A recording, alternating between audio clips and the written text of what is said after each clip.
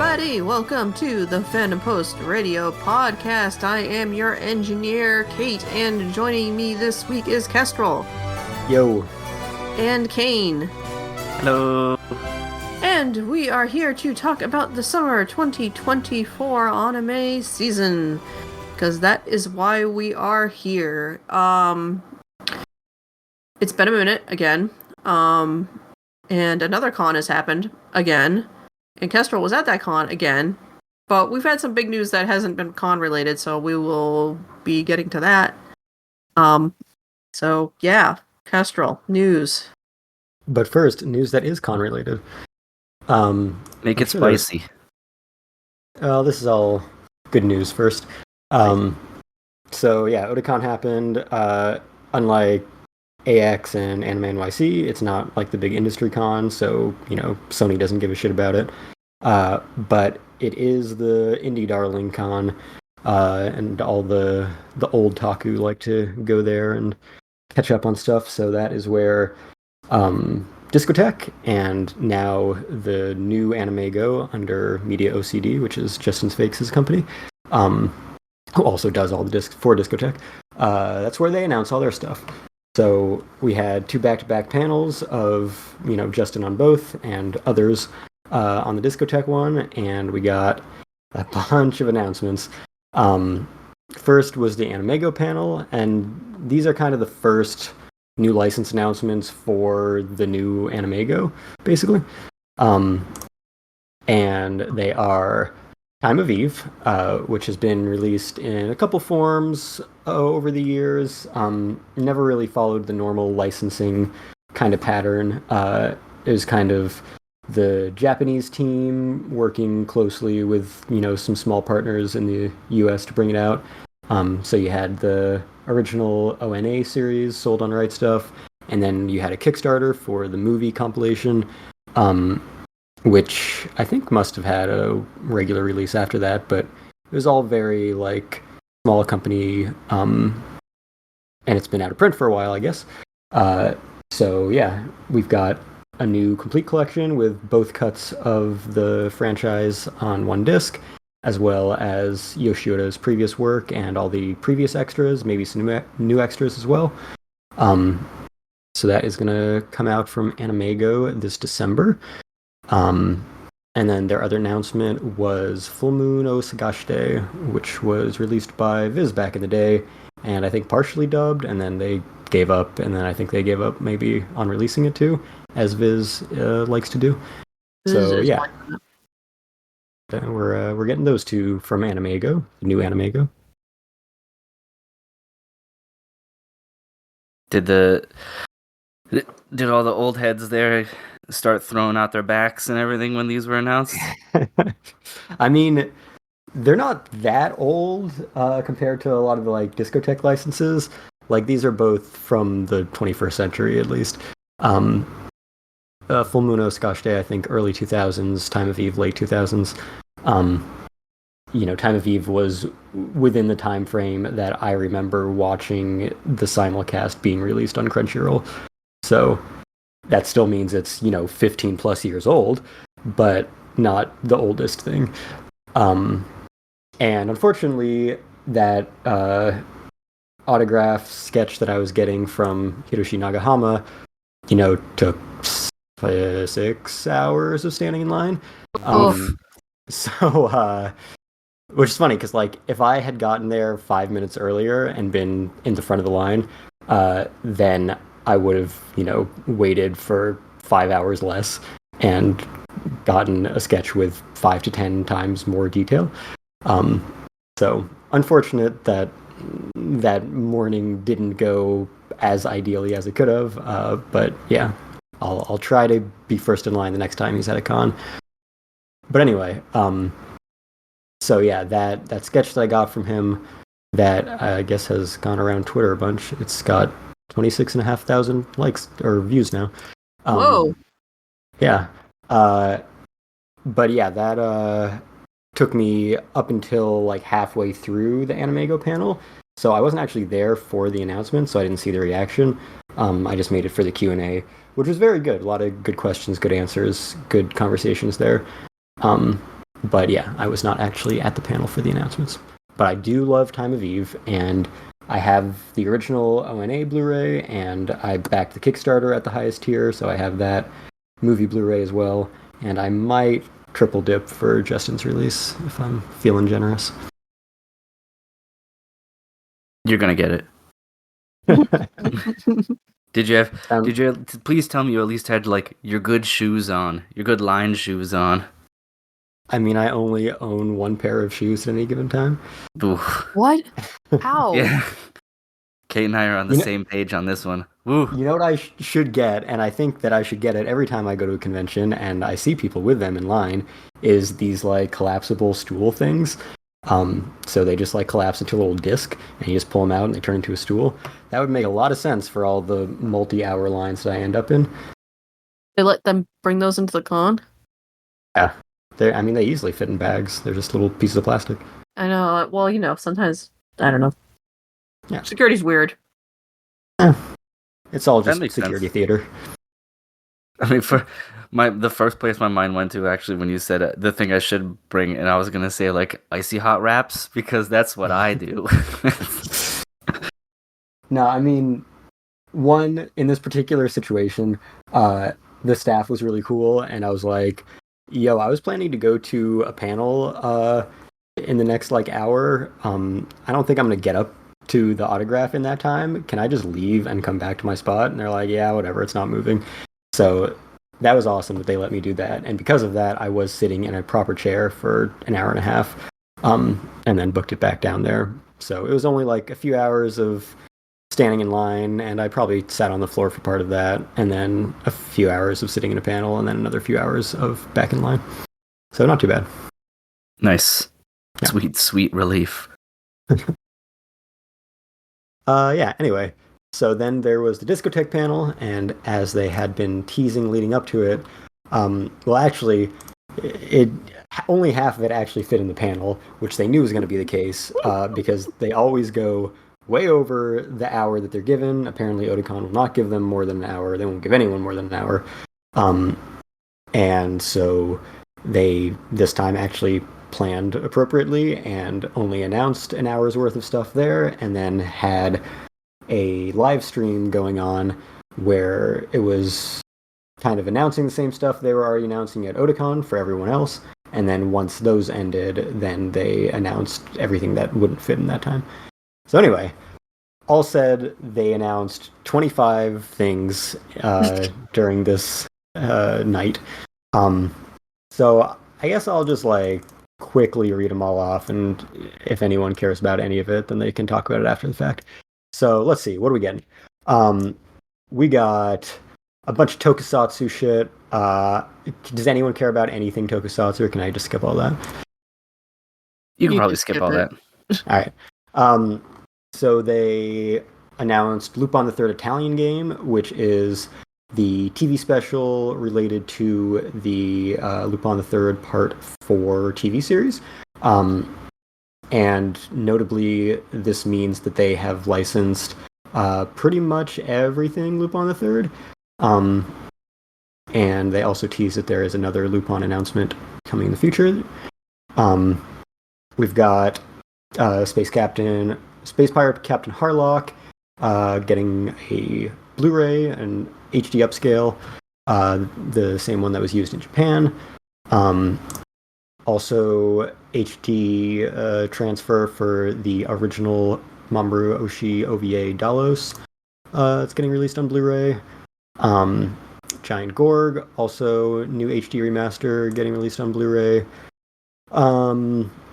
Let's see, we got Space Musketeer Bismarck coming to HD Blu-ray. Let's see, more tokusatsu. So they released Chie the Brat recently, which was an Isao Takahata TV series that I think was later turned into a film or vice versa. Now they've got the second series of that, which Takahata did not work on. So that's come in. GTO, they released on DVD like 10-ish years ago.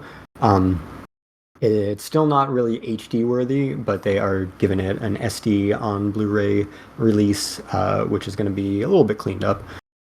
So slight upgrade there. Digimon Adventure 02, they already had the English dub release. Now they have the Japanese release of that as well, with all the amazing Astro Res restoration on that.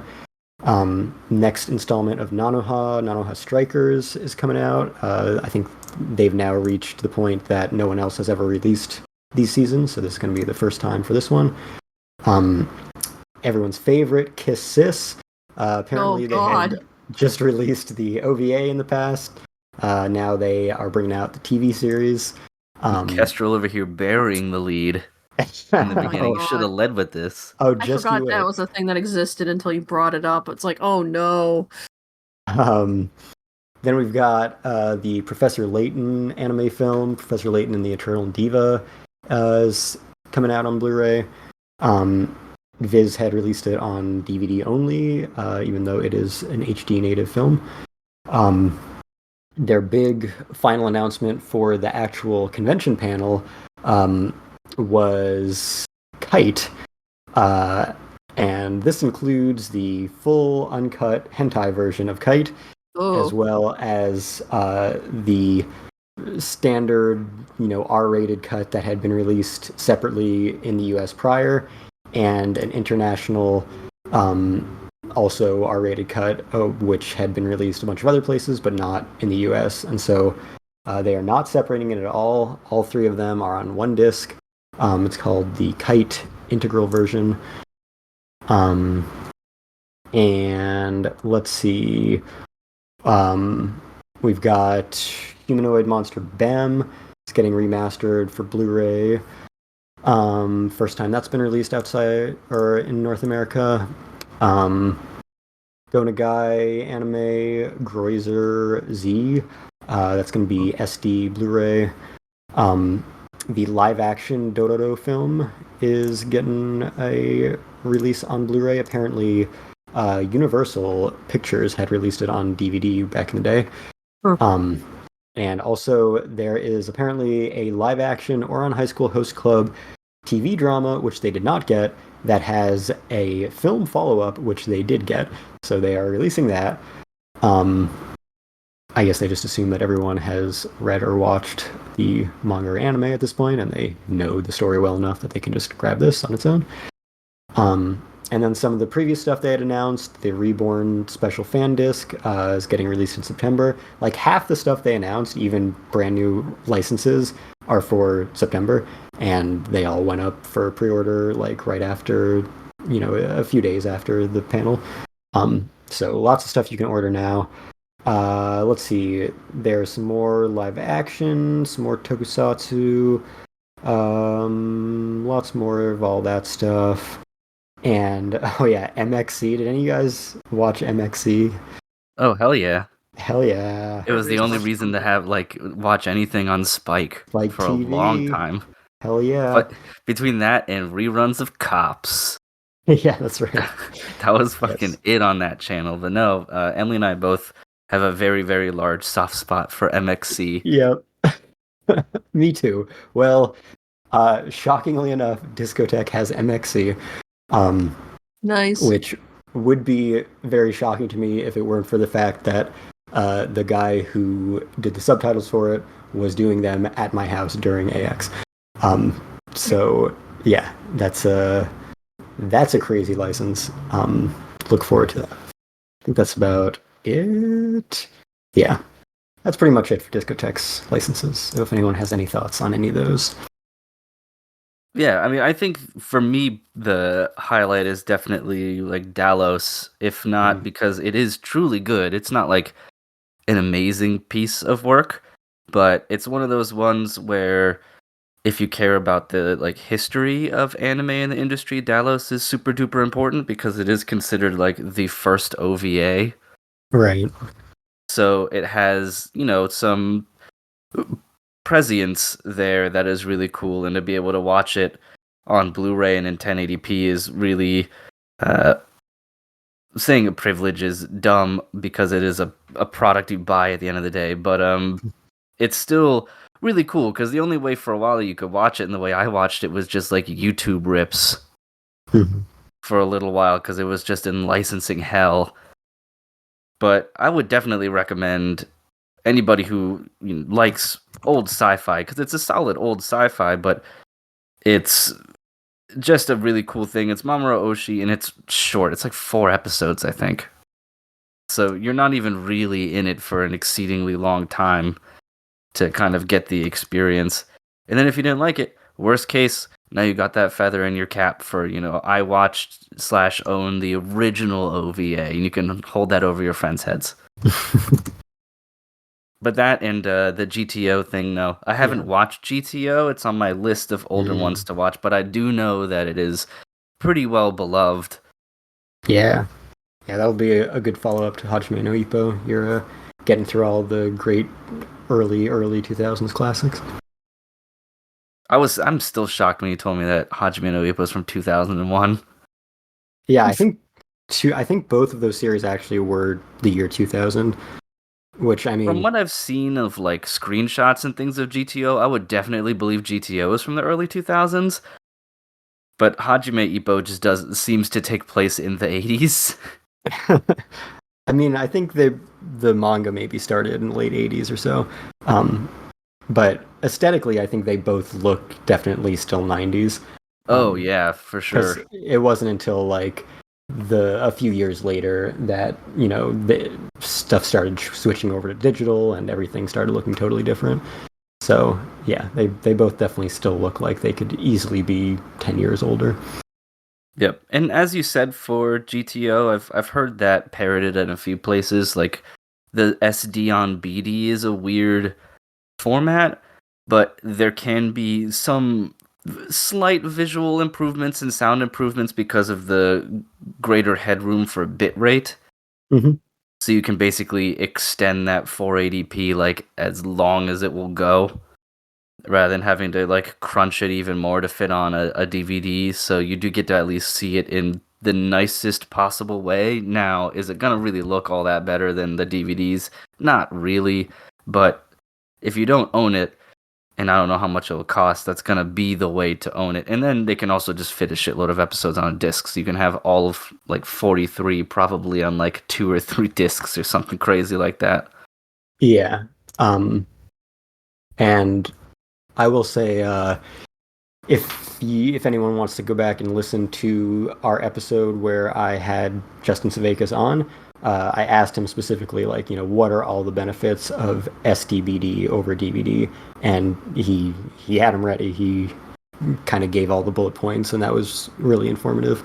So yeah, definitely going to be an upgrade. The things that they singled out were, let's see, we fixed the one part in the dub where the audio drops out with somewhat less janky audio. So that was like the one bug that the DVD release had.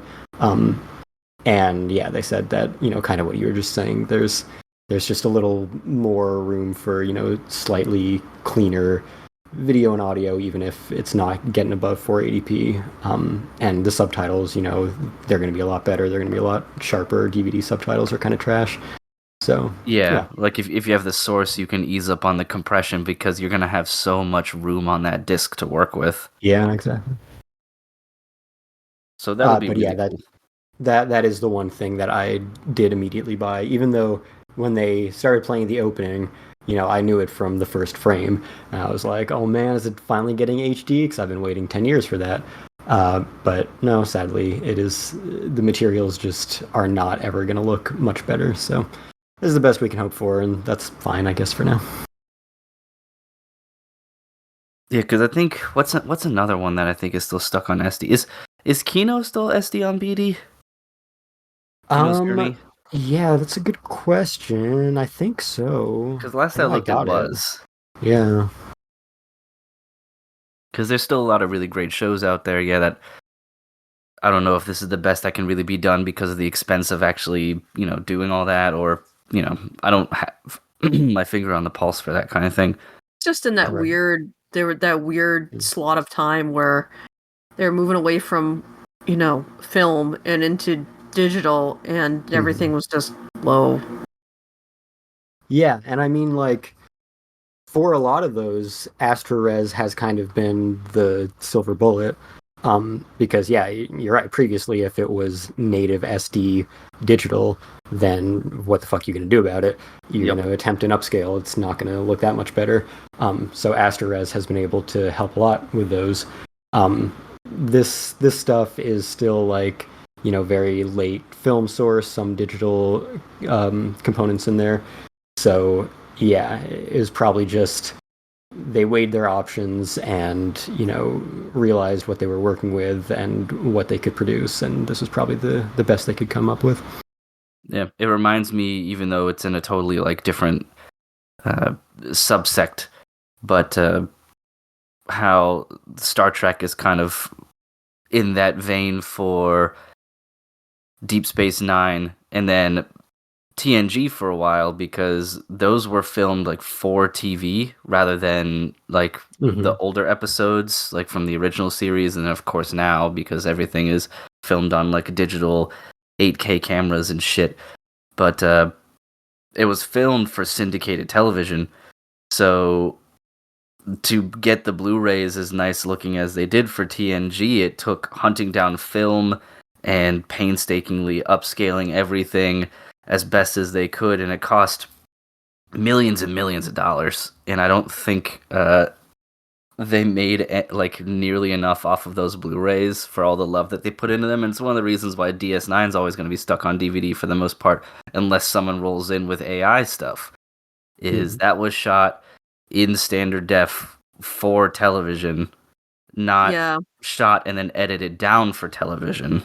Yeah, Right. Yeah. TNG had I believe they did shoot on film, but all the effects were done for standard def. So they had to recut everything, and they wanted it in the aspect ratio of modern TV, which they could do because they had enough play on the sides. But they would sometimes have shots where, you have your screen safe area, and then you had a bunch of overscan, and they had that overscan, so they were able to recut. So there was a lot of recutting they had to do. They had to redo all the effects, but at least they had the film.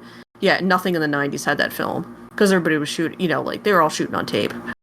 Yeah, that's what happened with DS9, and I think even to a certain extent some of the Stargate shit too is in a similar vein. Fun fact before we get back to the anime stuff, the TNG Blu-rays are really fun in that respect too, because since they then made it 1080p and extended the aspect ratio to 16:9 by 4:3, you can see a lot of their little like fuck-ups right off camera. Like pieces of tape on the floor and like loose doors that didn't close appropriately, but they didn't care at the time because they're like, well, that's not going to be in the shot, so who gives a shit? I still love the fact that they put in the effort for Next Generation. Yeah, I love the fact they went back and re-edited the original series too, and redid the effects for a version of that was a little bit cleaner, brought it up to like next gen levels of that. Yeah, both the sets look amazing. It's just that CBS didn't. I think they lost an insane amount of money on the TNG Blu-rays. Oh yeah, they lost so much money, and that was back when discs still sold well, and this lost a ton of money. But I'm still glad they did it. Yep, me too. Yeah, okay. So those were the Otakon announcements, basically. And then in the past few days, we've been getting some not so positive news coming out, which is this incredible leak of anime and other media at this point. A lot of it's from Netflix, especially the non-anime stuff. There's a little bit from Crunchyroll, some stuff that doesn't have a licensor yet, just a ton of stuff.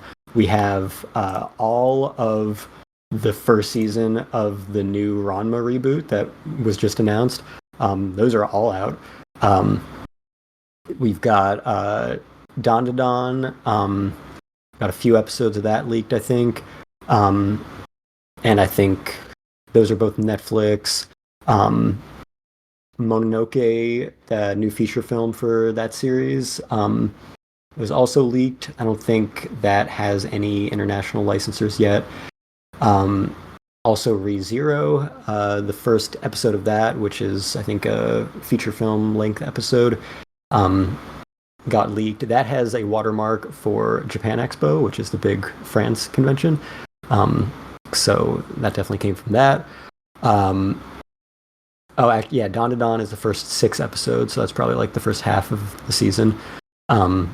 Every episode of the Netflix Terminator Zero anime, and then some non-anime stuff, like I said, at least some. I don't know if it's all of the second and final season of Arcane was also leaked. I think the 3rd season of Heartstopper getting into live action as well. So yeah, these are all, they have watermarks, they have timestamps, they're very low res, but they are out there, and this is probably the biggest thing like this that has ever happened in anime. So it is quite a big deal. Yeah, I've been looking at it a little bit over the past few days, and it is rather shocking just how much was released. Because I thought when I first said leak, I was like, oh, is it just like, well, one, the skepticism came up, and I said, oh, is this a quote-unquote leak where it's by the company themselves to draw hype? And then it's like, oh, no, there are multiple episodes. I was like, oh, no, this is for realsies. Yeah, I don't think the same people are intentionally leaking Mononoke the movie and Heartstopper season 3. Yeah, and episodes of the Terminator anime, and then all the other stuff that's trying to come out. Yeah. But yeah, it's people are losing their mind over it, which makes sense. It's obviously terrible for business. I think there was something in my news feed today about like Netflix working with Crunchyroll to try and figure out the whodunit portion. Mm-hmm. But that'll be interesting to see moving forward. But yeah, it's something that I haven't quite like wrapped my head around in terms of how you even get a hold of those things. I mean, based on the watermarks, they definitely seem to be insiders who had access to materials. Yeah, and then just took them and dumped them online, I suppose. Yeah. Crazy to me that there are people out there still dumping that stuff. Yeah, like now of all times. So yeah, weird. And it's like you can't brag about it for clout. So why are you doing it? Did they pay you? Are you a disgruntled former employee? I mean, disgruntled current employee that's going to soon be a former employee of somebody? It's like, why? What's the point? It's just so weird because like originally it seemed like, okay, it's all Netflix stuff. It's got to be a Netflix insider. But as more stuff keeps coming out, it doesn't seem like there's any one single common thread between all of it, that the same person would have access to all of these materials. So it's very strange that it all seems to be happening at the same time. Yeah, that's like what is the thread here? Who are you? What process are you? Are you some kind of like family member of a person who's in a position to scan this stuff for the companies or something? It's like, what? Yeah. You try to like wrap your head around who has access to this material and why. Right. Yeah, it must be some third party that all of these companies are using. And yeah, you're right. It's probably some disgruntled employee or something trying to stick it to the man. Still wild, especially after the last time any of this stuff leaked and it was like heads rolling everywhere, and this time it's just puzzling. Yeah.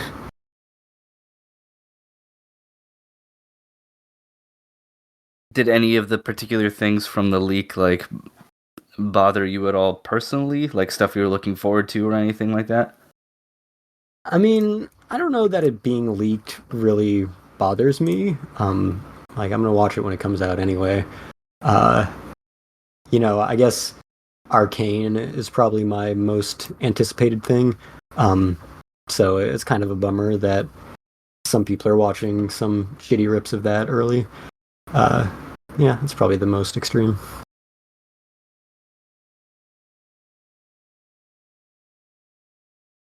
Yeah, I guess I suppose I'm also waiting for the shockwave, like another leak or something, as well. But I think that's just me craving entertainment.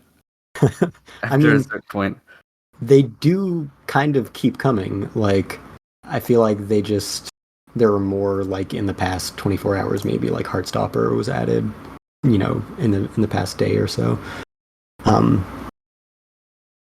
Yeah.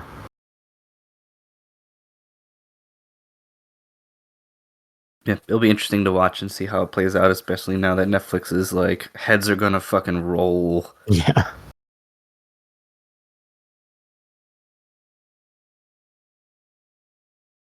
Anything else on the docket? That's pretty much all I had for news. I'm sure there has been much more considering it's been like a month and a half. But I don't know. I guess it's only been a month or so. Yeah, that's all I got. Cool. Well, then I guess we can kick it over here into the new season and everything. I know, Kestrel, you have watched significantly more than either Kate and myself, so we'll have a couple things to talk about. But unfortunately, a lot of it is also going to be picking your brain. I'm going to go ahead and estimate that I'm watching more than you, Kate, DJ, and Bran combined. Mm-hmm. Well, that's a little bit unfair because you already know how much DJ has been watching. Yes, and but considering how much he used to watch, that's what happens when you stacking that paper to the ceiling. Yeah, I guess so. But yeah, the first thing I actually wanted to ask you about is we had touched on it briefly in like previous episodes and just in chats, but I see that you also have dropped the Tower of God second season, or whatever this is, second core or something. Yeah. And I wanted to get your opinion on that a little bit because I hadn't started watching it. Just I'm bad with picking up shows that have like long hiatuses like that. Mm-hmm. But I'd heard that one of the things that turned a lot of people off was it felt like artistically super flat. Yeah, definitely. Like they really took away a lot of the depth of color, simplified animations, and everything. Because I guess there was, I don't know, and you'll be able to tell me here, if there were some like flashbacks or just like comparisons to the older shows, because it looks like they had done a couple things so you could directly, A/B compare how it looked in season 1 versus 2, and it's very, very clear. Yeah. So I don't know if that was a big factor or not, or if it was also just not like compelling in general. Yeah, I'd say probably about half and half for me. Definitely much less visually interesting. Basically everything that set the first season apart aesthetically in any way has just been scrubbed clean. It just looks like every other generic shonen anime now. And yeah, on top of that, the story. So, obviously the first season ended on a pretty major plot twist and cliffhanger. And so the second season is kind of picking up in... Yeah, it's hard to explain, but, it's a very different kind of show now, and the story it's telling and the characters it's dealing with. In kind of the same way that you'd get with, like, Vinland Saga or Promised Neverland, if that got adapted properly. Either way, the way that it did get adapted was, of course, much worse. But, that kind of situation where it's just a totally different show, and I don't think it's been nearly as interesting for the 5 episodes that I watched. And not only do I not care about the characters as much, but the ones who are, like, actively the central characters for the most part are pretty annoying and unlikable, so it's not a great time overall. And it's slowly teasing getting back to the story that it dropped us off on and what's been happening in the meantime and how we're gonna reconnect with all that. But yeah, it just has not been feeling worthwhile, and it was never a series that was like the most important thing to me. So at this point, if I, never see what happens in Tower of God, I'll probably survive. Did they still have the crocodile guy that everybody fell in love with in that first season? No, he has not made one appearance. Oof. Yeah. That's already like 2 strikes against it. Right. Like, what's the point anymore? Yeah, everybody loved that guy. Yeah. Now, basically, you're spending time exclusively with new characters, and some version of a character you knew before who is essentially not a character so far. Is it the blonde-haired lady? the last episode that I watched actually did give you some more of the original cast of the first season. But I think that might have cemented it because it was like, okay, this is what we've been waiting for. And then at the end of that episode, I was like, if that was what I was waiting for, then why am I watching this show? So that's a terrible thing to have to ask yourself. Yeah. So I mean, given the volume of stuff I watch and the mediocrity of much of it, it just didn't really inspire further commitment. No, that makes sense. That's basically answers all the questions that I had, because it seemed like the general opinion of it was middling at best. So yeah, that's the way it be sometimes. Tower of Mid. Nice. Yep. All right, well then we can skip around here a little bit to something that's a little bit more enjoyable, but why don't we talk a little bit about Spice and Wolf, since all three of us are watching it, I believe, and I am caught up. I'm actually caught up and didn't think I was, so when Crunchyroll asks if you want to skip the preview, I hit that like 4 times because it kept playing the preview over and over again for the next episode, and I was like, no, next fucking episode. Yeah, I need to know what happens with this little fucking shithead. I think there was not an episode this week, so that's probably why you were confused. Yeah. I said, you can't leave me hanging. I gotta know how this Amati kid or whatever is gonna be dunked on. He has to be dunked on. I hate him. Yeah, I'm caught up. I'm caught up with the episodes that have been dubbed. So that was, the last episode I watched was the one where, the episode where Lawrence takes the bet and then comes back, and then Holo has the letter and realizes that, and he does the dumbest thing he could possibly do, which is say, that's not true. Nothing in that letter actually happened. It's like, wait, you knew about this? And it was like, wait a step in it, dude. Like, you could have just been like, oh no, what's in the letter? Well, he taunted her to read the letter before. Yeah, which is like, also bullshit. Yeah, but he didn't look at you, like, he hadn't opened it, right? He had just, like, walked away, so he shouldn't have, she didn't know that he knew what the letter said until he was just like, it's all bullshit, and then she's like, wait, you knew about this? And then, yeah.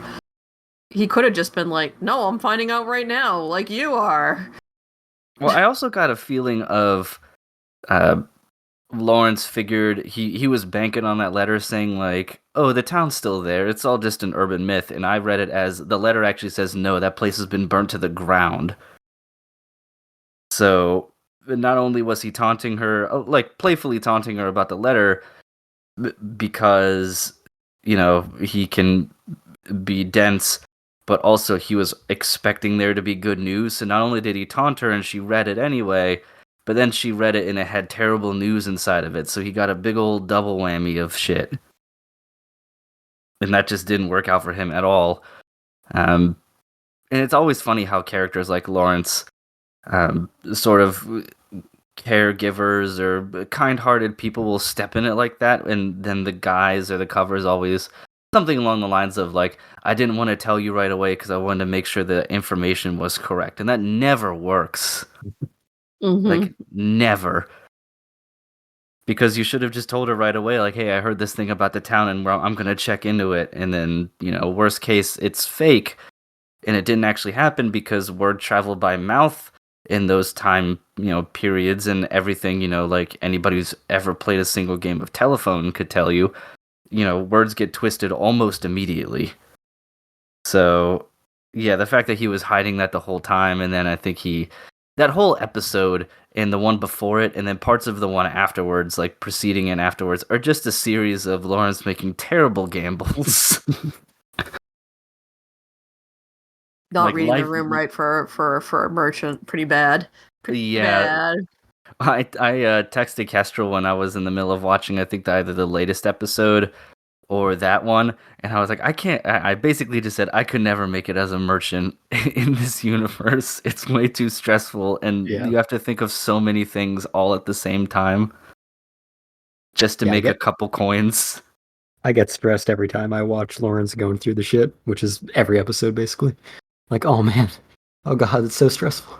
Yeah, when he Such starts anxiety. talking about like I'm gonna devalue this by spreading this rumor, and then I'll buy this, and then it further devalues, but then raises the value, and then I'll sell it right at the perfect time so that everything goes up in value except the thing that's not. I was like, how the fuck is this supposed to work?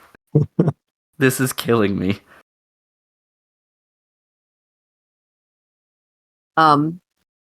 If you haven't checked out the English dub for that episode with the freak out, go back. Brina gives like a fucking like Oscar worthy performance of Holo breaking down and freaking out, and it's epic and delicious. Yeah, I mean it's definitely space for one of them there Oscar moments, so to speak, Mm-hmm. and everything. Yeah, So I I can't wait till imagine. they open the envelope and are like, all right, the Oscar goes to the Crunchyroll English dub of the Spice and Wolf reboot, episode 18. Yep. It's like she acts the hell out of that scene. It's so good.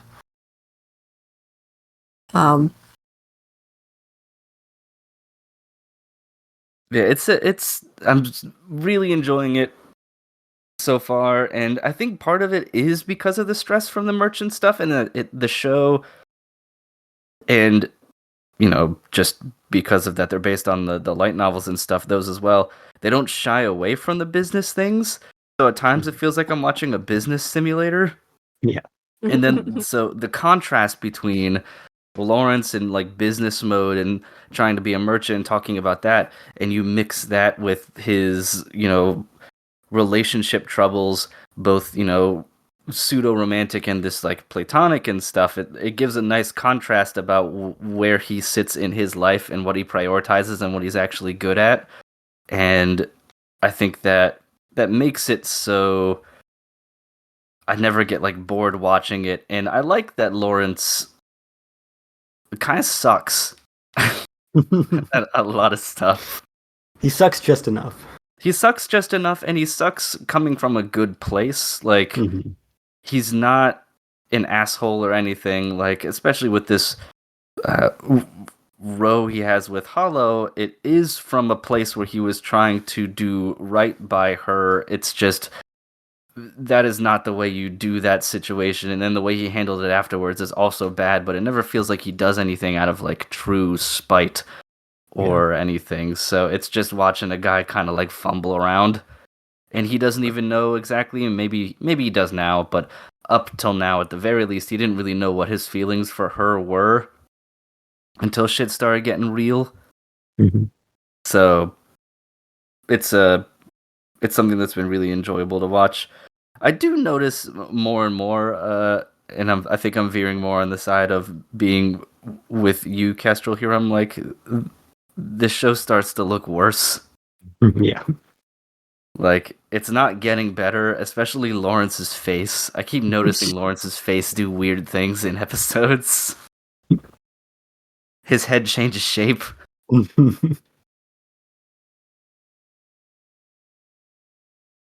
Back and fix anything in quotes post anymore on these series. I know like there's people classically would go back and like touch things up before like disc releases in the past. Do they still do that? Is there any companies that do they still do that? Yeah, it still happens from time to time. Yeah, they've done it with like recent examples. I think like DB Super.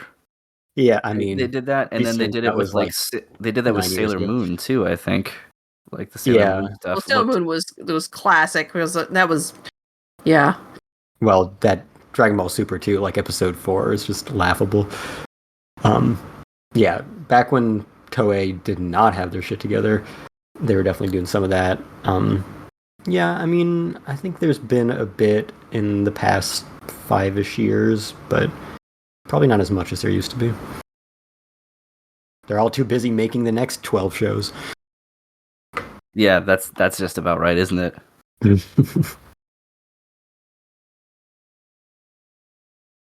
Yeah, Kestra, what are you thinking so far? Do you also hope that the little blonde man gets thrown in the trash can? I mean, I know what happens from both the previous anime and the novels, but yeah, I mean, I agree. Obviously, the characters are very well written.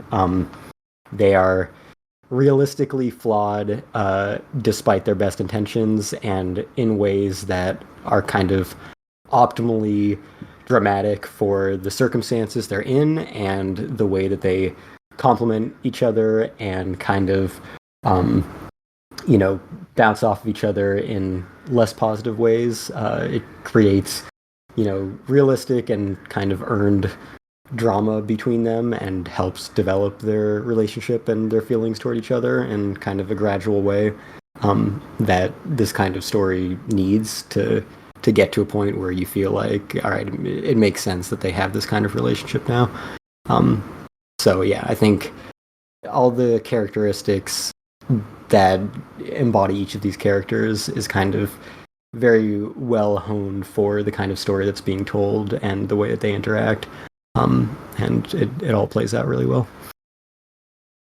Yeah, I'm super interested to see what happens with Hollow in the upcoming episodes and stuff, because not only was the breakdown scene with the letter really good, but then her behavior afterwards is so peculiar and both sad and incredibly irritating at other times, which is the mark of like a good character for me. Like it's not, she's not acting in ways that bother me because of poor writing.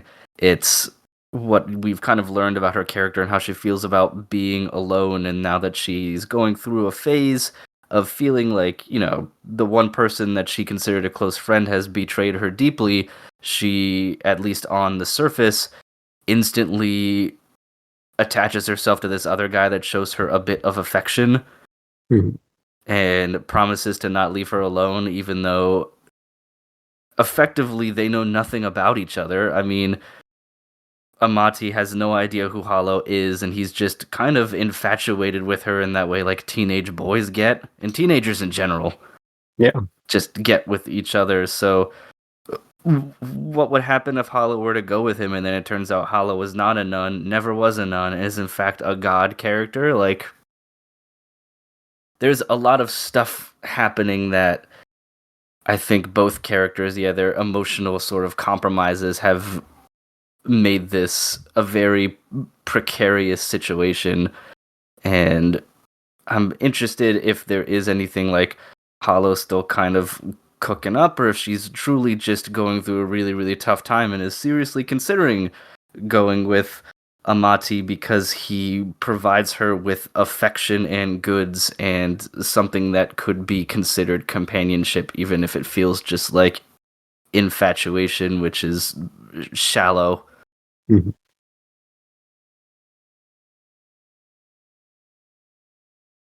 But yeah, it's interesting to watch. The one thing that does actually legitimately annoy me about her, though, is the whole, like, every town they go in, and it's funny for me at first, but then I get annoyed and mad for Lawrence because the man just doesn't have a backbone sometimes.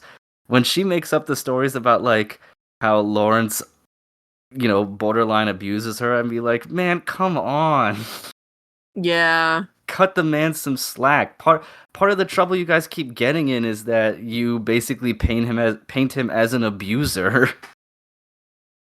Like, he's just one man. He can't fight all that off forever. And I think I paint it as that is how she kind of gets around. I know I've mentioned, and we talked a little bit about before, about how she's a god, but she isn't like super arrogant in the same way that like Greek gods tend to be, where humans are just playthings. But I think this is the one section that she still is, and doesn't quite understand the implications of what she does and how that reflects on Lawrence and all the shit he has to go through to fix it while she sits up in the hotel room. She definitely has a whole, screw it, I'm a god, we can just take off and it'll be cool. And he's like, no, we have to live in a society and you're fucking everything up. Yeah, you're fucking this up for me.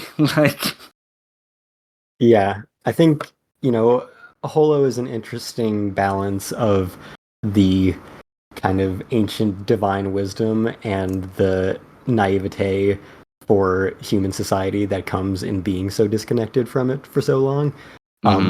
So yeah, she does not understand the implications, and that her, cute little ribbing here and there is occasionally very problematic.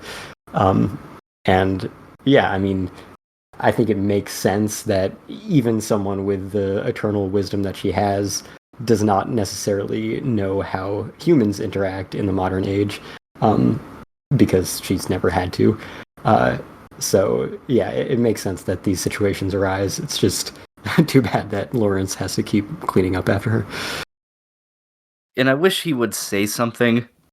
Like he kind of does occasionally. Like he put his foot down when she was talking about what like killing humans was like as a wolf. Right, exactly.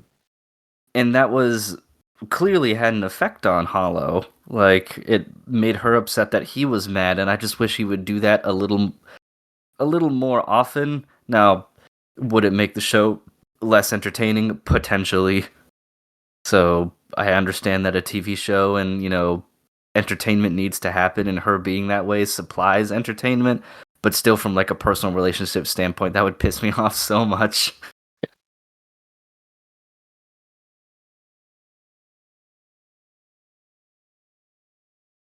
Kate, do you have anything else to say about the show? How is the dub and everything up to this point? I know I'm not watching it, but I do know that, it's filled with experienced people and the folks who played the characters before and everything. Just probably, I would assume, better because I they heard get it's to going to sort win of. an Oscar.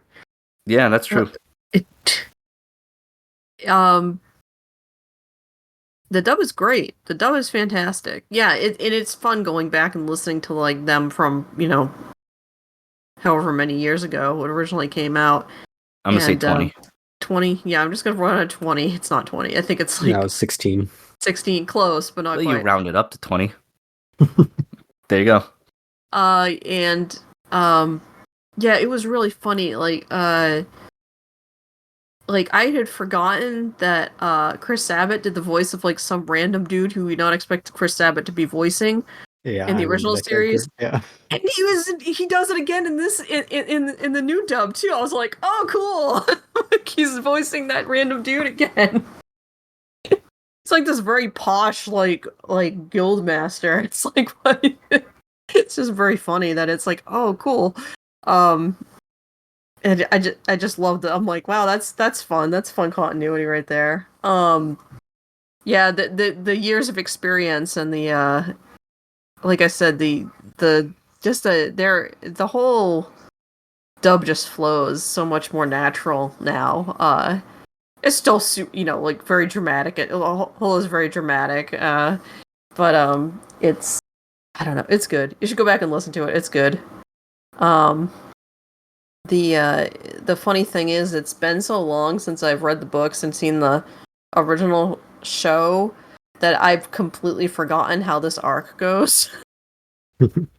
Like I'm all like, this is gonna go bad. I'm like, oh yeah, the pirate. I'm like, this is gonna go bad. I can't remember how this goes bad. This goes bad somehow. And then it was like, as soon as he walked back in the room and she was sitting in the window, I'm like, oh, now I remember how this goes bad. Like it's been long enough that I no longer recall like some of the finer like mid like arc stuff that goes on. Yeah, same, yeah. So it's been fun revisiting this series and being like, oh yeah, these two. It makes me remember why I like the series. Mm-hmm. Wonky off-model animation and all. I think it's a good good adaptation. Yeah, and to be fair, I've definitely watched shows that look worse. Oh, I've and watched everything. shows that look way worse, but Yeah, like so it doesn't really bother me, but I am noticing it more frequently as the show goes on. It frustrates me because I know what it could be, but at least it is not an adaptation that is so bad it ruins the source material. I can still enjoy it and remember why it's so good in the underlying writing. It's just unfortunate.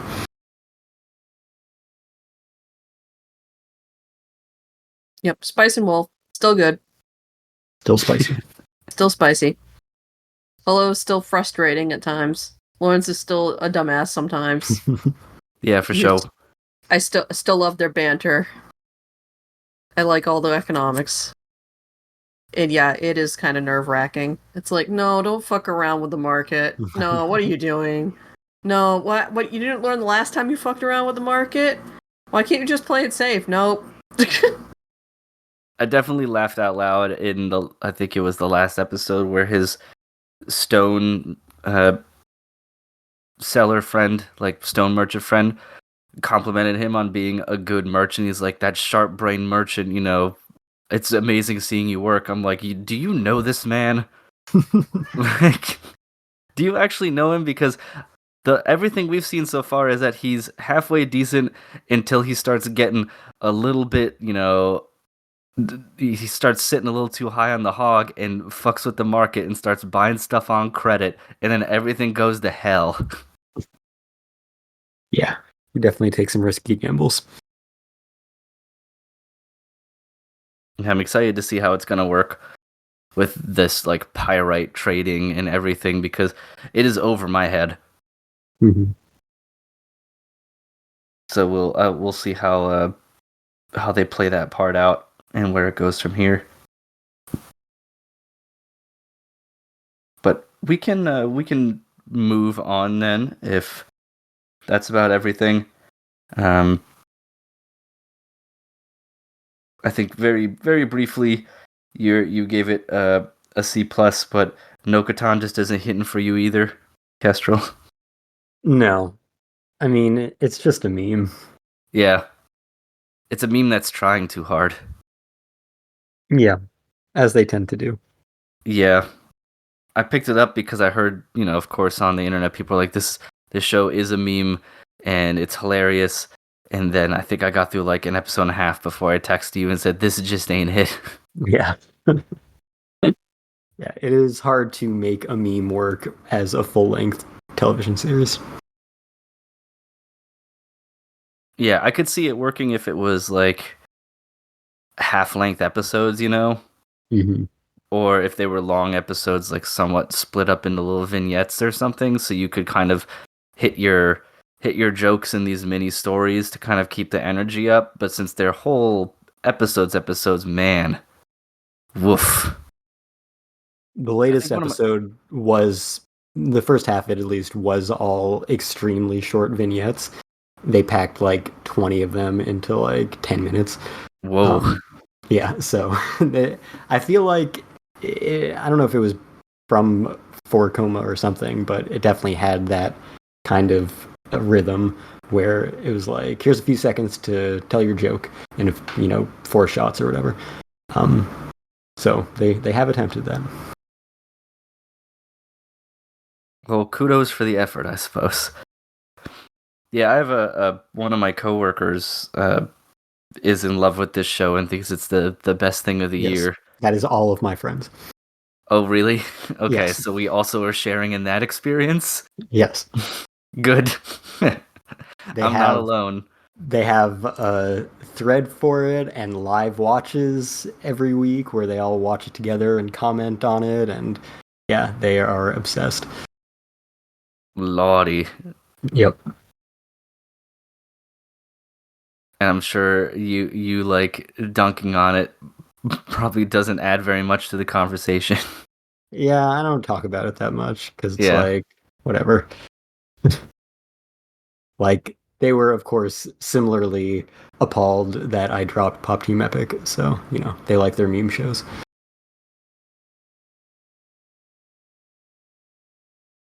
It is what it is. I mean, I'm glad that they're enjoying it. Yeah. And that's, I think, what I told my coworker too, is like, I'm glad you are liking it. And then luckily that's where the conversation could end, but he's got like stickers on his water bottles already that he got from like Etsy. I was like, Jesus Christ. Yep. Okay, well, I just wanted to touch on that piece real quickly to see if we were kind of on the same wavelength. The only other thing I'm watching this season is I'm not fully caught up with yet, but I'm watching, and I'm just gonna call it Dead Dead Demons because I'm not saying the whole thing. No, I'm not. Nope. That is where I draw that line. That's the most fun part, is saying the whole title. It's just like, I'll let you do it Colin, for me. I'll say the first half, and you can do the second half. you got to add more D's every time. Every time until like 30 minutes of the podcast is just the D sound over and over again. Yeah, I think we talked about it a little bit before, and I don't think you've picked it up yet, but it's definitely interesting. Like, I think there's 9 or 10 episodes, something around there. And I'm about halfway through that just because I haven't gotten around to watching them recently because Hajime no Ippo has been taking up my life. Nice. But I don't know if I like it yet.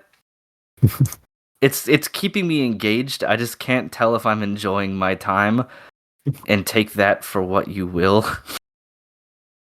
Like, I love the character designs.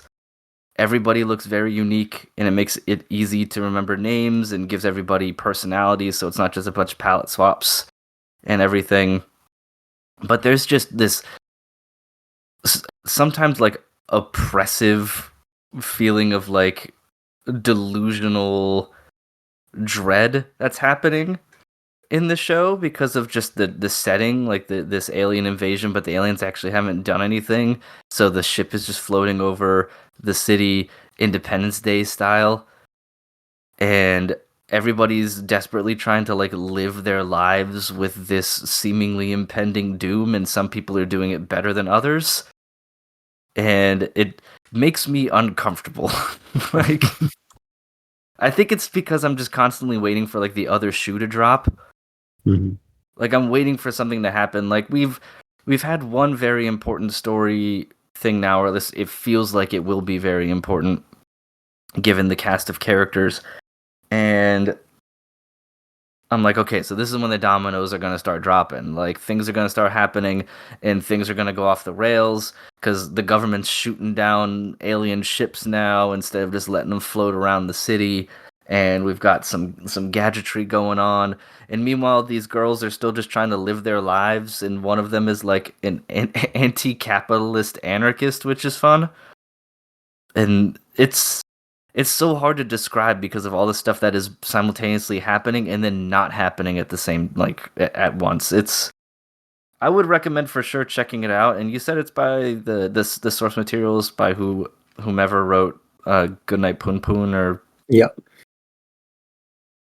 so and I know that you like that, so there's something there for you.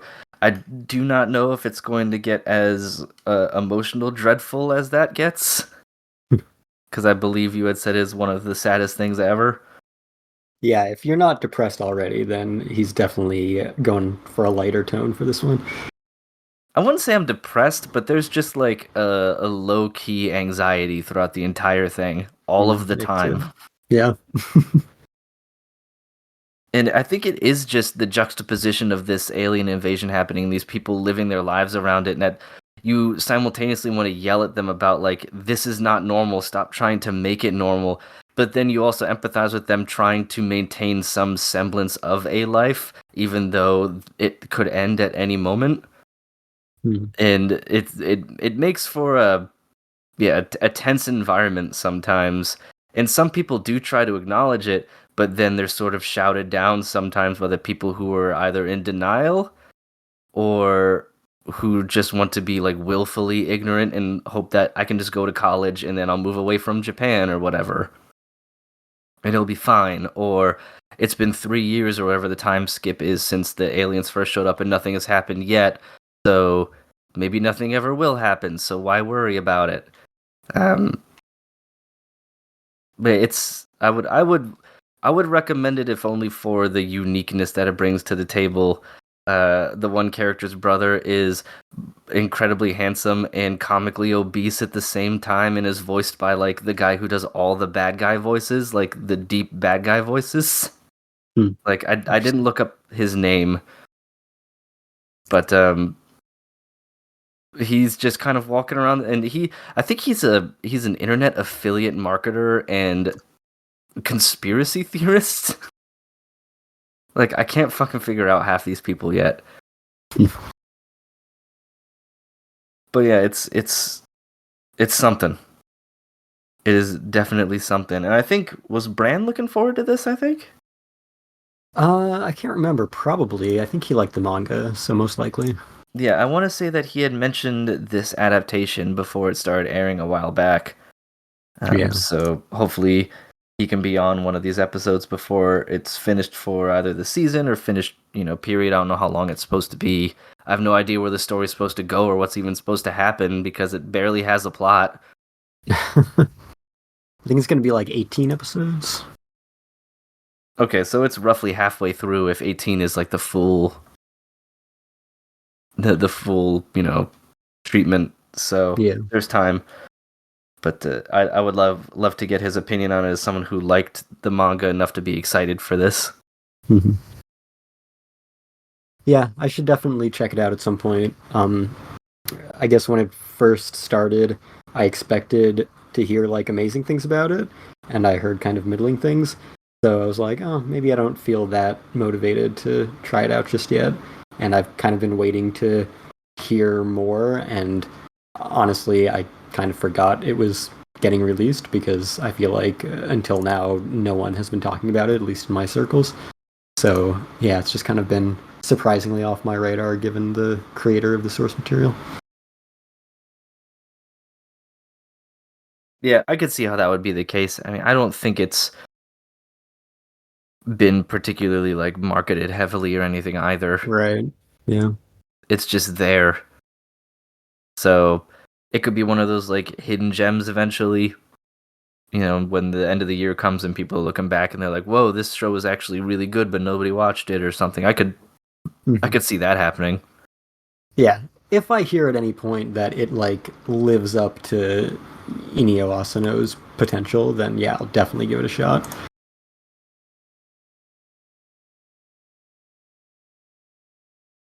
Yeah, that's about it for me. So, Castro, I know you got some other shows, and I think Kate is also watching. You guys are both watching Slime, right? Yeah. Watching Slime. Oh, well then why don't you chat a bit about Slime, as that is also a good show, so we can get out of the doldrums. Slime is Slime. Yep. No, actually, we finally moved into the part of the plot where it's not people just kind of talking around a table. It's a little bit more active than people talking around a table, which is good. Yes.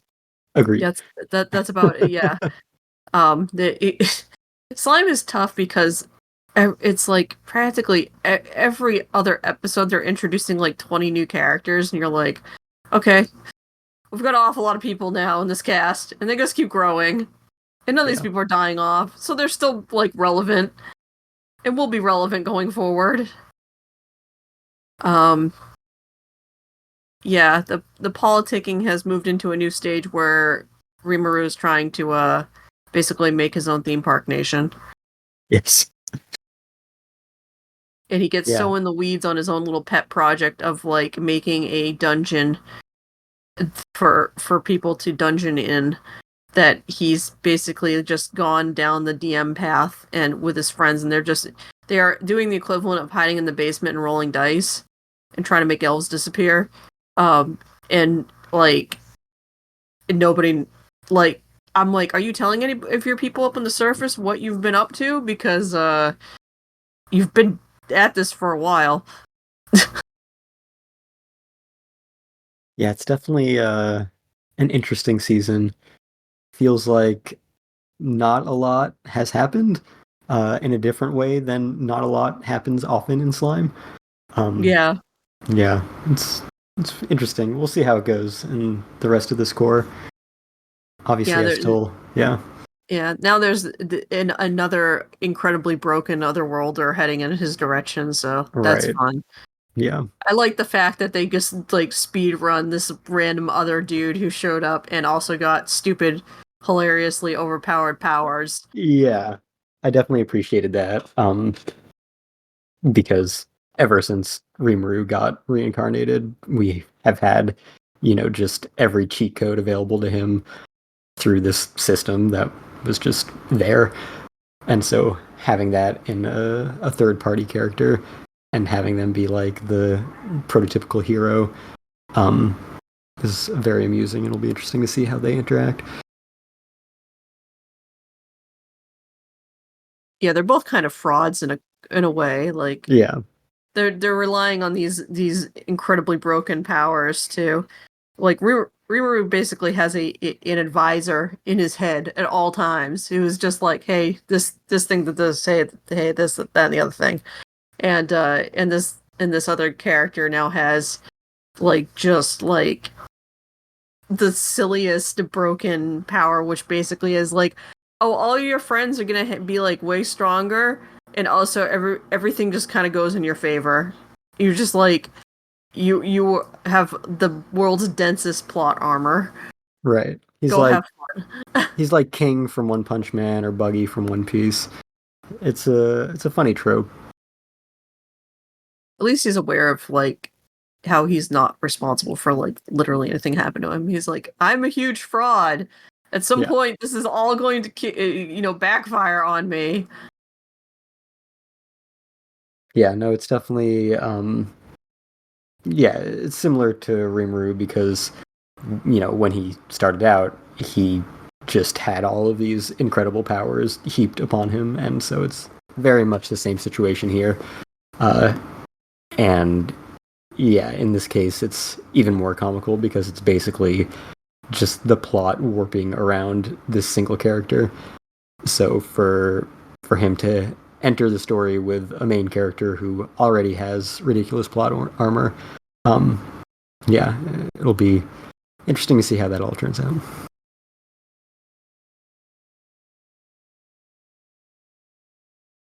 Yep. Once again, Definitely not the strongest season of Slime. no. But at least it's a nice change of pace of the sitting around a table talking a lot. That seems to have happened for quite a while. Yes. Well, it was like one whole half of the previous season was them sitting around a table, essentially. At least this time they're not around a table, they are out doing other things. Like, Reamer being a complete total dork and geek trying to build a dungeon is way more interesting than people sitting around a table. So, I guess if you're like into tabletop RPGs, maybe it's more interesting. I've been like, really? We're spending all this time on this? Okay, whatever. it's like, why? This is gonna come up later. This is gonna come up later, right? There's a reason for this, right? Yeah, but it's still a fun time. I love the characters and the world, and it's, all very pretty and fun and amusing. Oh, I do have one complaint, though.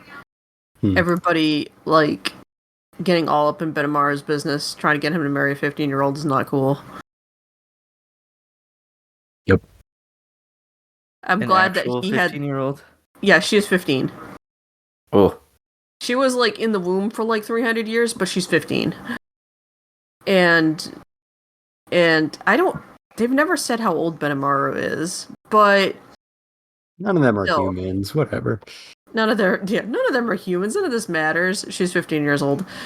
And Benimaru is the only one who is cognitively aware of this fact. He has no interest in this child that he just met.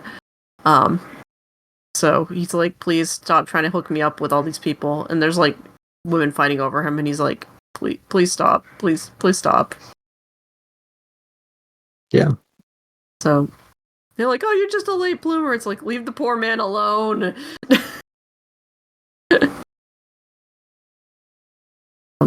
But yeah, creepy, but at least he was aware of how kind of fucked up that was. So he was not ignorant of the ick. He was not ignorant of the ick. And he could just be like, y'all need to stop.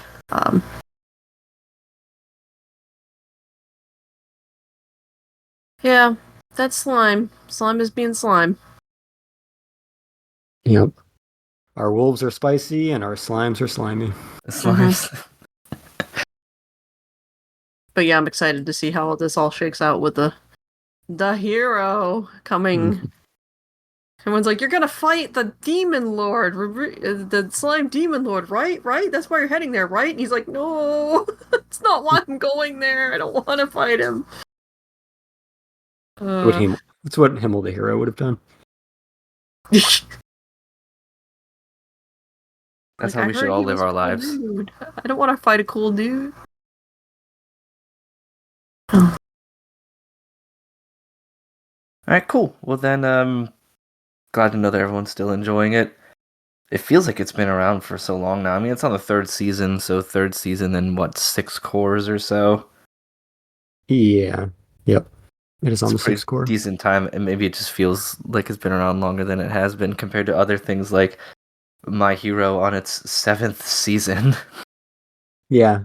I mean, Slime anime started in 2018. My Hero Academia anime started in 2016. How is My Hero?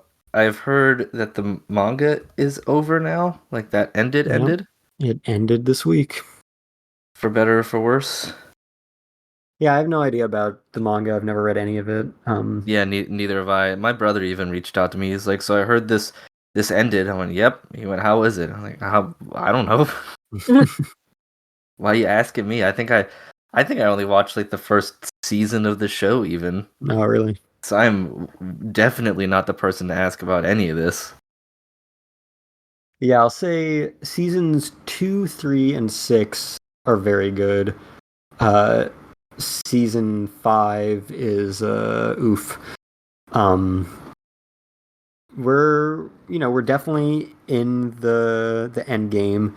We're in the final kind of battles for sure. Everything is very big, huge stakes. Um, maybe someone will die eventually. I don't know. They keep fake killing characters. Yeah, has anyone actually ever died? Yeah, a few characters have died. Oh, at least there's that. I mean, over Yeah, 7 seasons, man, you would certainly hope so, given the whole context of the show. yeah. Given the stakes right now, I feel like surely some more characters have to die, but they've definitely been like faking out killing main characters and then being like, okay, just kidding, we're gonna find a way around that. But yeah, I think we've got, another few episodes of this season and then probably another short 2 core season, 20-ish episodes that'll round out the whole series. So I I haven't been paying too much attention to how people have responded to the ending. But it's definitely better than it has been in its lowest points. And it's certainly uh, getting into high stakes and very action packed, very exciting. So I definitely appreciate it. I don't know that it's ever gonna be like a top tier series again, like I thought it was once. But it's a good time. Yeah, I think that's kind of all I have to say about it right now. Cool. Yeah, I'm sure the next time I see my one very anime heavy friend, we hang out like once or twice a month, and we'll just go and like get dinner and talk about anime and stuff, and then he ruthlessly spoils everything. Oh my god, why are you still friends with this person? Well, because he spoils stuff that I don't really care about, so I just let him go off. But what about the Ugh. day that he spoils something you do care I about? know. Well, he asks me before, Oh, okay. or I'll tell him, be like, "Hey, I started this, so hold off." Yeah, but you might be interested in this thing later in the future and then have all this stuff spoiled for you. Nah, I don't care. Ah, It's one of those things that if I know how it ends, then it's just one of those I can appreciate it in a different way, seeing how the show builds up to an ending rather than not knowing it. Kind of like why people rewatch stuff and then they're like, right. "Oh yeah, there was this, that, and the other." So I That's just treat great it like for that. that's great for rewatch value, but you're still I also robbing never yourself of the rewatch anything. initial experience, I guess. Yeah, say if you don't rewatch anything, like I don't, like especially TV shows, like I've rewatched movies of both live action and animated, but TV shows, outside of very very few, I've never rewatched them, so it doesn't really bother me all that much. Plus, it's fun having him like spoil something because we'll be in the middle of like the restaurant, and if it's a show he didn't like or something he didn't like to spoil, he just gets increasingly animated and furious as the So he conversation goes. spoils it for everybody in the restaurant. Yeah, so I'm just sitting watching him like blow up over whatever manga he's reading or something like that. and just kind of enjoying him getting all like worked up into a froth about it. That's part of the fun for me. But I'm sure he will tell me about the My Hero manga in some way, shape, or form next time, which I'll never have an interest in reading it or ever watching it, especially it's way too long for me at this point to care. And now that Castro, you were like, season 5 sucks, I would get to that point and be like, never mind, fuck this. So yeah, it's kind of a rough one to get through. But season 6 definitely bounces back. Very, very good. Yeah, that's good to hear, but that's something I'm not particularly great at either, is when people are like, well, if you wade through this trash, on the other side of the trash, it's good again. It might be better not weekly. It was just kind of rough weekly. That's true when you can just get through all of it at once. Yeah, instead of 6 months of your life. Yeah, you can condense it down and just grit your teeth through the couple hours. But I'm sure I'll hear about that. So where's the My Hero show in relation to the manga? Do you know at this point? Well, like I said, is a bunch. Yeah, like I said, I didn't, read any of the manga, but when the ending was announced, I did some calculations based on the rate of adaptation, and it seems like we should have another 20-ish episodes of content after the season wraps up. So I'm guessing it'll be one more 8th season to finish it up. One more, one season, one half season, one movie. Yeah, right. 3 movies. 3 movies, yeah, 3 movies, baby. Make that one money. A year, so you have to hold on for until the next decade or so to get your. I mean, the Demon Slayer manga has been over since 2020, so they've definitely made that last. Yeah, that's for sure. So maybe hopefully they don't take that business model, but we'll see. Yeah.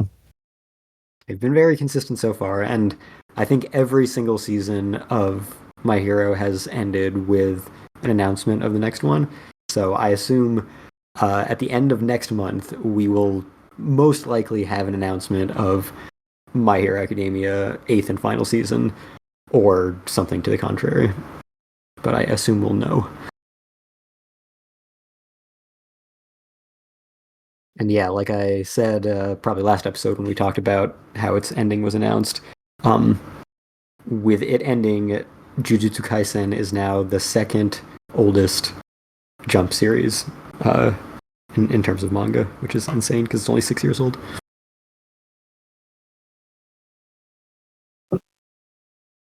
I just want to say that Jujutsu Kaisen has the best manga memes for me. Oh yeah. Okay. Out of all of them. And they're not even good. I don't even think they're very good, but just seeing like an out of context panel with like Yuji and the bad guy whose name that just slipped my mind, like the main big bad guy that lives inside of Yuji, but it'll just say like, hello my little Jujutsu Kaisen, and it just like fucks with me, and then it'll just be like, hello my little Jujutsu Kaisen, you are my special, and that's it. I don't understand why. I think it's just because the names are like, the Jujutsu Kaisen itself is always something people are like, what does this mean? And then the communities just turn it into something you call somebody. So I don't know, but it gets me every time. So even though I don't know anything about the manga, so I don't have any reference to what's going on in the panel, just seeing it, and it must be some like, I don't know, late stage manga panels or something, unless the art style is just kind of not great all around for Jujutsu Kaisen, because they're like barely above sketch tier. Wait, so you think that he has gotten worse with the art over the course of the series? That would be my guess. Interesting. In the same way that like Hunter x Hunter gets worse because the mangaka gets more and more unhealthy. I mean, yes, that is kind of an outlier. Like, generally, if it's someone's first series, then they're real rough at first, and then they refine their style over the course of the years and get much better. Well, I've also heard that the guy who makes Jujutsu Kaisen doesn't even want to do it anymore. Yeah, I mean, that's probably true. So then the art style could also suffer because he's just trying to get chapters out so it can all be over. Yeah. So I would not be surprised if it gets worse as it goes on because of that, like of those various factors. But that is reckless speculation, just based off of what I've seen from the out of context meme clips. But yeah, it's definitely another series that I have not really looked at the manga of at all. But I think, like Demon Slayer and Attack on Titan and many others, I think the anime does some very heavy lifting in improving the quality from the source material.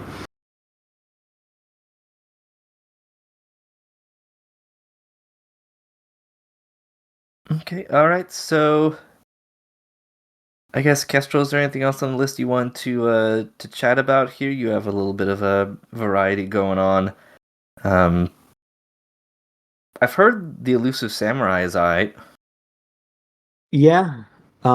Speaking of heavy lifting on the adaptation, this was one that, like most Jump series that have come out since the Viz Simulpub, I read the first 3 chapters as they came out, wasn't feeling it, dropped it, checked it back out for the anime. Very lush, lavish adaptation.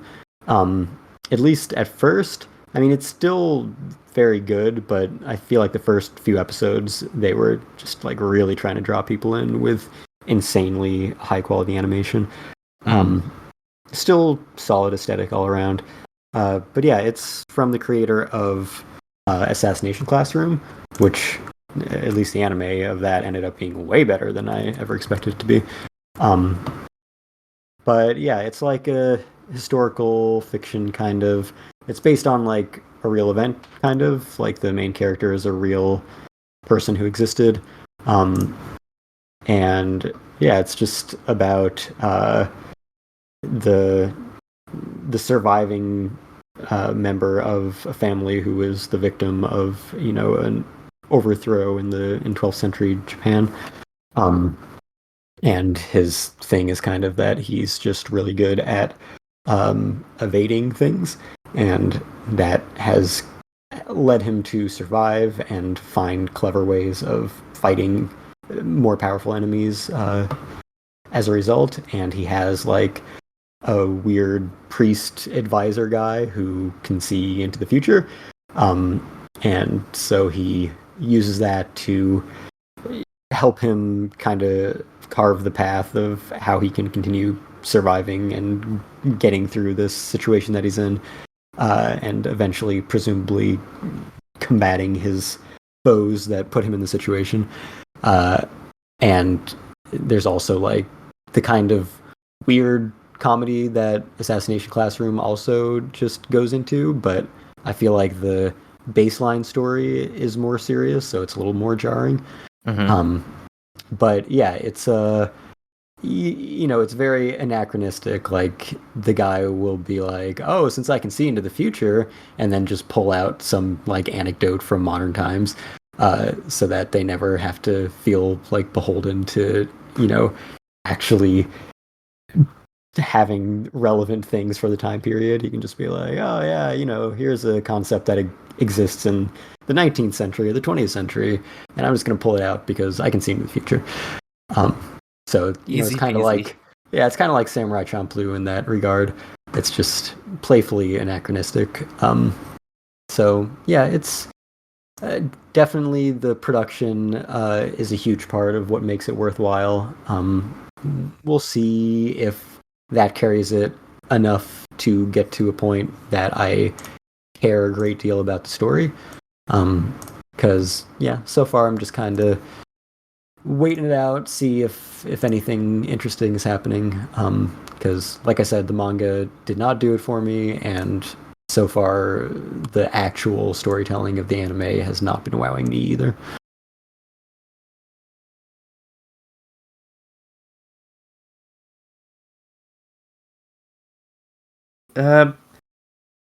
Anything else, or maybe we can head on over to some recommendations, even though we kind of already did at the beginning. But I will speak briefly on Dungeon People. Ooh, yeah, Dungeon People. That's right. Apologies. Dungeon People is pretty cool and a little bit more hardcore than I was expecting going in. Especially from the way they all kind of look like characters that stepped out of Nichijou. They are like even the adults kind of look like kids. Like that art style. Mhm. Like, look at these cute characters. Oh, they're cute. Oh, she just sliced that guy's head off. Oh, so Oh, Made in Abyss. yeah. Well, yeah, and like not to that level. It's just it's it was just kind of like, oh, very matter of fact about the fact that yes, our lead has taken human lives in the dungeon before, and that yes, women are preyed upon by, like, if you're a lone woman adventurer in the dungeon, you're gonna have problems with the men roaming the dungeon. Uh, and she's just an incredible badass. Clay, Clay, is that her name? Clay? No, I can't. Now I'm second guessing. I can't remember. The lead character in that show, she is a total badass. She is great. Um, and yeah, I'm enjoying it more than I thought I was going to be. I was like, oh, I need something to fill the dungeon meshy void, and and it's actually really pretty good. And it also has that like elevating the source material, because I went and looked at the first chapter of the manga on the where it's on the website where it's published, and yeah, they definitely uh, fleshed out a lot of what's going on there. So yeah, good elevation of the source material, uh, and yes, her name is Clay. Um, yeah, and surprisingly, like, kind of very. It's got good, solid world building. It's really funny. At one point, Belle, who is the dungeon master, she starts trying to explain like how some of the stuff works to Clay, and every time she does, Clay kind of eyes kind of just glaze over. Like, she's like, okay, and Belle be going, so this is how this soul thing works, and I inject it into this thing, and then this person's this, and then that, and Clay's just like, huh, and she's like, go step, put your hand on that thing, and you're all set. And she's like, okay. um, so good comedy, interesting world building. The two leads are great. Um, I still have a lot of questions about the world building, like why is there a dungeon to begin with, um, and who put these dungeon masters in charge of this situation. But yeah, it's some good stuff. I recommend people check it out if they have access to High Dive. Are you gonna make sure you watch one series with Dungeon in the title every season?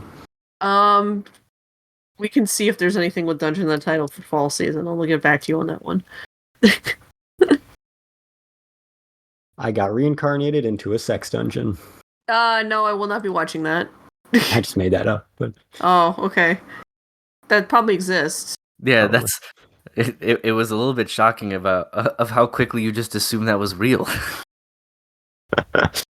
Yeah. Well, there is one where it's like I was reincarnated as a sex worker in another world. I know that's a real one. So Oh, good news, Kate. There is a fifth season of Is It Wrong to Try to Pick Up Girls in a Dungeon next season, so I'm not you into are that series. contractually obligated to watch it. No, I'm not. I'm not into that series. That's more of a beverage type series, and he still will not come on this podcast, no matter how many times I ask him. So.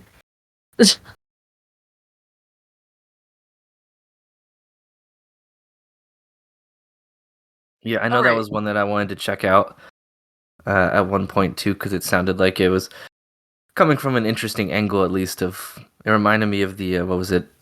I think the PC games were called like Dungeon Keeper or something from way back when, about like building it and Oh yeah, everything. yeah. I know which one. I know which ones you're talking about. Yeah. Yeah, it was about building and managing it and Yeah, all that you had to for snap out of. Yeah, it's very much that in cool. cutesy anime form. Well, semi cutesy anime form. Yeah, somewhat cutesy when it's not busy decapitating people, apparently. Yeah, or or the like. Um, so yeah, it's good. It's good. It makes me happy. It's good. Yeah, glad to hear that it's enjoyable. I'll definitely have to check it out then when I get the chance. So, all right. Well, with that being said, back to Kestrels or anything you wanted to talk about right quick or anything you wanted to put a little spotlight on? No, if nobody has any questions about anything I'm watching, then I don't know that I need to talk about the rest of it that much. Yeah, I remember you said this fairy tale is the fairiest of fairy tales. Yes, it's fairy tale is always the most fairy tale that has ever fairy tailed, and that means it is the most shonen that has ever shonen. Excellent. Yes. A plus. Yes. If you like shonen tropes, it is nothing but that. This is their the show purest for form. you. Yes. Nice. All right, cool. Well, then I think we can then work our way into some recommendations or anything of that nature. I'll start with Kate, actually, if you had anything you wanted to recommend.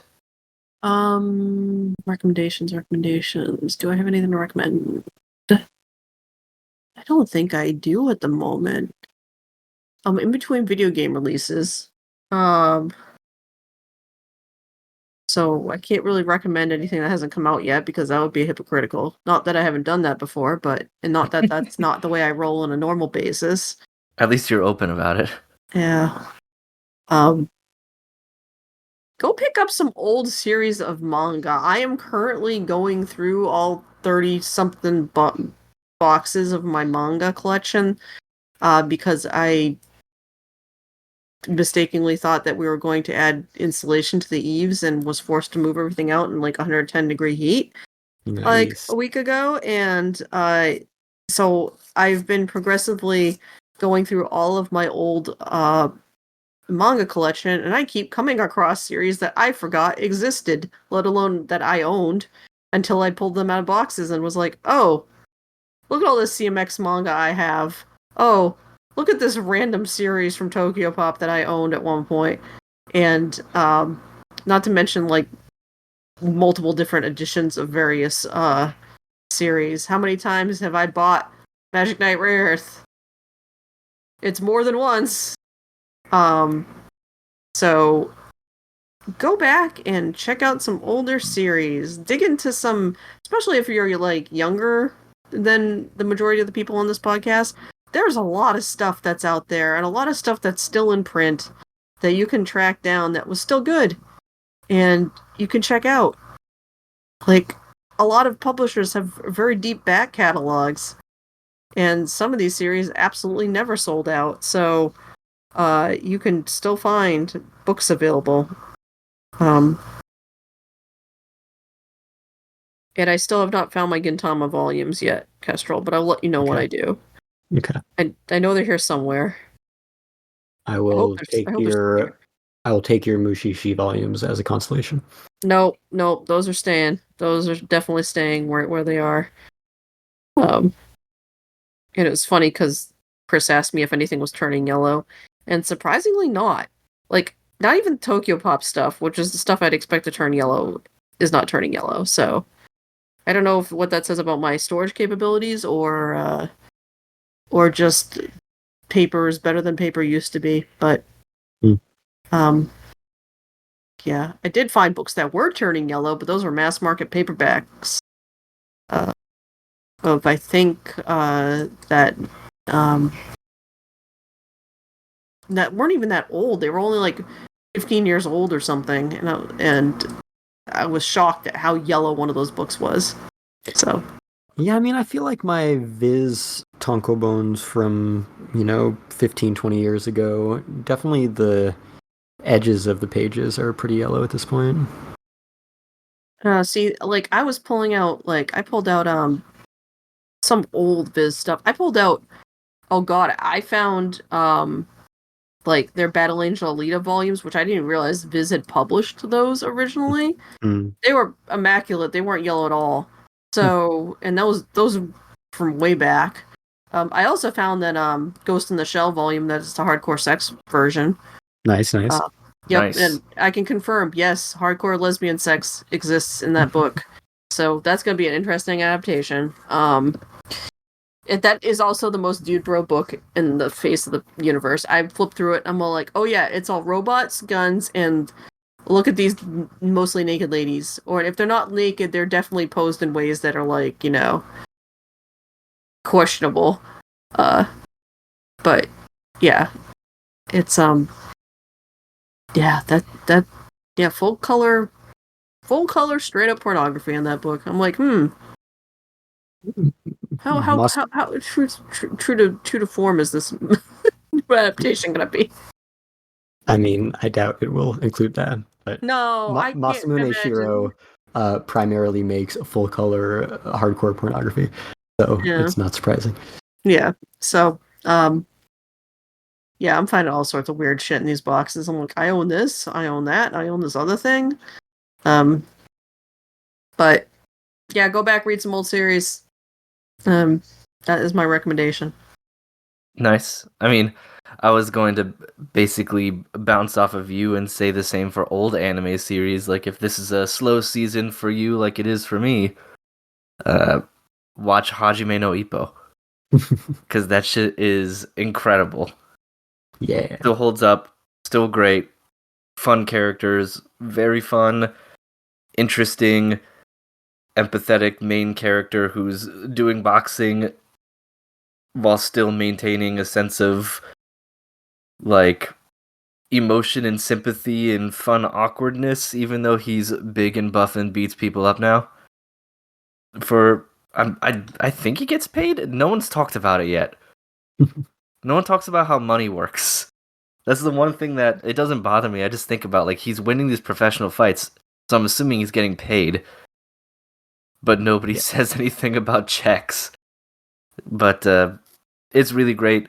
So go back and maybe catch up on some of the stuff you missed from previous seasons that was really good, or your backlog. But yeah, that's about it.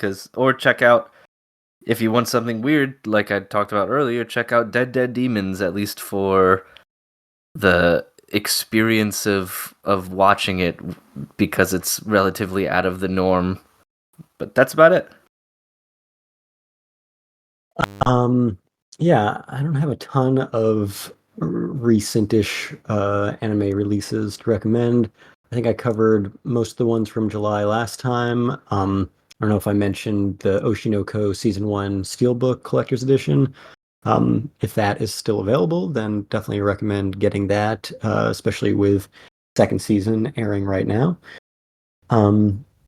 Yeah, that's probably it for stuff that's been released recently. If you have watched every Marvel adaptation ever made, I recommend Deadpool and Wolverine. And I guess in that vein, slightly more accessible and very surprisingly good is X-Men 97, which I finally watched after watching all of the original X-Men, the animated series from 1992. So that is all on Disney Plus. Yeah, I don't know that I have anything else to strongly recommend at the moment. Yeah, that 97 series looks good. For sure. Yeah. I really like the art direction that they took in it. Glad to hear that it's actually good and not just good from nostalgia or, kitschy type way. Yeah. No, it does a very impressive job at balancing maintaining consistency with the kind of, cheesy 90s Saturday morning cartoon with very serious topics that it's dealing with. And it gets very intense and very captivating. It's probably the best thing Marvel Studios has done in years, if not ever. And it's like their one thing that is not related to the MCU. And it's especially impressive because they have such constraints to work in to make it fit with this 90s series that none of these people worked on. And there were very different standards and expectations back then for that target audience.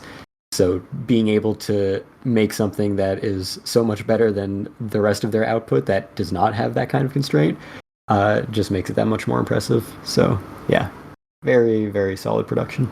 It's like I don't want to pay for like Disney, but I do kind of want to watch the X-Men Yeah.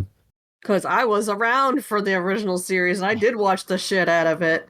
I was technically around. I was born the year it started. Let's see exactly when it started. So it started in yeah, I was like 7 months old when it started. Uh, Yep. don't quote the old ways to me. I was there. The yeah, I'd have to go back and rewatch like the original series, and that would be painful. But to like be like, oh yeah, well, it did do kind of like a kind of half-assed read. I don't know. I kind of remember It, I kind of remember what happened. Kind of maybe. it's definitely a mixed bag, as you might expect. But on the whole, it does hold up much better than I expected. Some of it not so much, but in general, yeah, I was. I mean, kind of nothing from that time period is anywhere close to Batman the Animated Series in Exactly. quality. That's exactly So what I was about Yeah. to say. it's like that was kind of unique, and most of the stuff that was coming out of the Warner Brothers TV animation stuff was really solid. Like, so yeah, everything else was kind of not gonna hold a candle to anything of that. But Exactly. yeah, And but on that note, I wish I could recommend this, but I haven't watched it yet. I'm hoping to get around to it this weekend. There is so both of these series, they are, animated Saturday morning Fox Kids adaptations of, a couple of the biggest franchises from DC and Marvel respectively, right? They aired they started in September of 1992 and October of 1992, respectively. And X-Men 97 just came out in the past few months. That is, a modern revival of X-Men the Animated Series. And just this past week or so, I think a week ago, we got a kind of revival-ish of Batman the Animated Series in a modern way. It's much less like a direct continuation where X-Men 97 is exactly that. It's just kind of like a new Batman animated series by Bruce Timm that he describes as like what he would have done with that series if he didn't have to worry about standards and practices. So yeah, hopefully that is good, because I'm going to be disappointed if it's not. good things about that. So hopefully it is good. Yeah. I assume it will at least be a step down, whereas X-Men 97 was decidedly a step up from its original. Yeah, I mean, let's face it, we don't have Kevin Conroy around anymore. Oh yeah, God, it's so rough.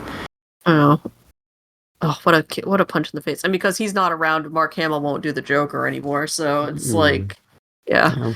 And not that she has been voicing Harley Quinn for most of her existence, but Harley Quinn was, of course, both a character invented for the animated series and specifically based on her original voice actress, who died not long after Kevin Conroy. So that was a rough 1-2 punch there. Yeah.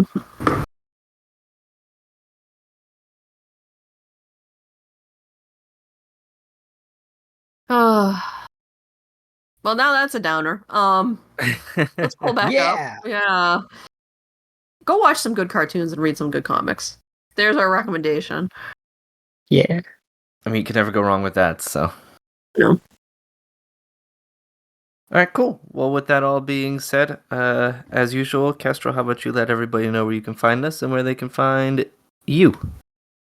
Yeah, so you can find us anywhere you find podcasts. Please subscribe, rate, and review. We are on Apple Podcasts, YouTube, and YouTube Music, Spotify, SoundCloud, iHeartRadio, Alexa, Amazon Music, Facebook Music, podcast, whatever they call it, and fanpost.com. And you can also find us on social media on Facebook and Twitter at Fandom Post Radio. You can follow us there, share our stuff, get in contact with us. If you want to get in contact with us without the hellscape that is social media, you can email us at fandompostradio@gmail.com. You can find me on Twitter at FullMetalKyoma. You can see the picture that Hiroshi Nagahama drew for me, like 26,500 other people have for some reason. And you can look forward to my interview with Hiroshi Nagahama that I transcribed last night, so I should be able to write a little bit about that tonight and post that shortly. Also, at Otakon, I interviewed Yuki Hayashi, who is the composer for Haikyuu and My Hero Academia. So I will be also transcribing and posting that in the next day or two. The director, writer, etc. of Look Back that I interviewed at AX, that is still in approvals, so no ETA on that, but hopefully that'll be up before too long as well.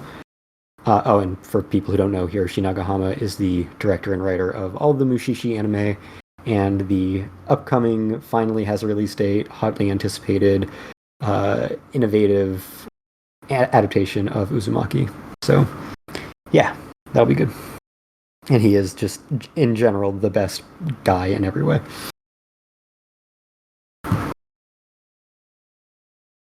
Nice. I mean, after watching Mushishi, I can only agree. Yes. Best guy, every way. Yes. Absolutely. All right, Kate, how about you? You can find me at thefandompost.com, where I am reviewing that time I got reincarnated as a slime season 3. I am reviewing Dungeon People. I am reviewing a ton of manga and light novels, a ton being a ton for me. But we have a bunch of other reviewers. You can come check out their stuff too. And if you can't find me on there, you can track me down on Blue Sky. Get off the hellscape that is Twitter. The platform formerly known as Twitter. That's it. That's me on the internet. I'm in other places too, but you can track me down. I have the same screen name everywhere. I'm also reviewing Oshinoko second season every week. Forgot to mention that. Nice. And as always, you can find me right here. No social media or anything really worthwhile to speak of in that standpoint. So it's here or nowhere at all. But, yep, as always, thanks everyone for listening. Enjoy the shows you are watching this season. If you aren't watching many, take the opportunity to check out some oldies but goodies, or maybe just from ones from last season or so. But until our next episode, everybody stay safe and enjoy. See ya. Bye.